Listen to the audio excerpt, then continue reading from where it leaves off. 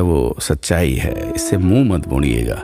मैं जानता हूँ कुछ लोगों को इससे बुरा भी लग सकता है और कुछ लोग इसको नेगेटिव वे में भी ले सकते हैं, लेकिन जो है वो सच है। अभी इस बात को सुनने के बाद भले आप लोग इस बात को न माने, लेकिन अकेले में इसको सोचिएगा कि क्या ये सच है।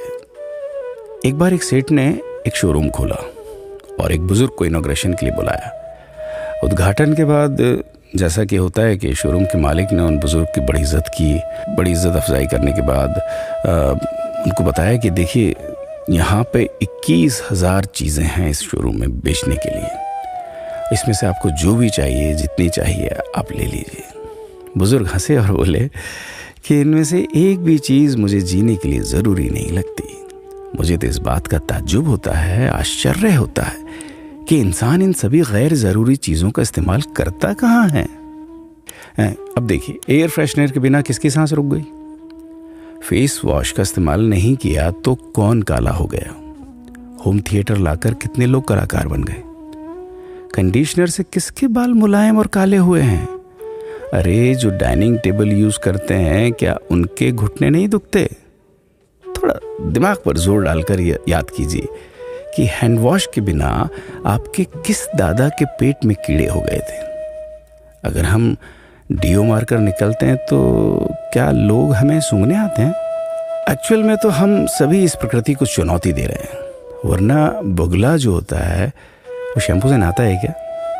मोर अपने रंगों को संवारने या बचाने के लिए कौन सा कंडीशनर या फेस वॉश इस्तेमाल करता है? कभी किसी बिल्ली को मोतियाबिंद होता देखा है? किसी खरगोश के बाल कभी गिरते हुए या सफ़ेद होते हुए देखे हैं? इनहेलर या बाम के बिना भी कुत्ते के सूंघने की क्षमता उतनी ही तेज है। मधुमक्खी का शुगर लेवल बिना दवाई के भी कंट्रोल में ही है। अलार्म के बिना भी मुर्गा रोज उठकर बांग देता है। दरअसल इंसान पैसा खर्च करके दुखी होने की चीजें खुद ही खरीदता रहता है। नेट बंद तो दुखी, लाइट जाए तो दुखी, मोबाइल का चार्जर खराब तो दुखी, केबल टीवी कट जाए तो दुखी, मच्छर मारने की दवाई ना मिले तो दुखी, महिलाओं को मेकअप ना मिले तो दुखी, मैचिंग कपड़े नहीं मिले तो दुखी। आजकल इंसान 10 मिनट में 20 तरह से दुखी और परेशान रहता है।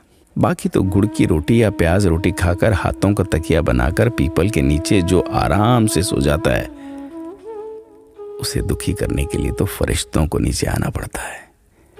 ये सब देखा देखी का खेल है।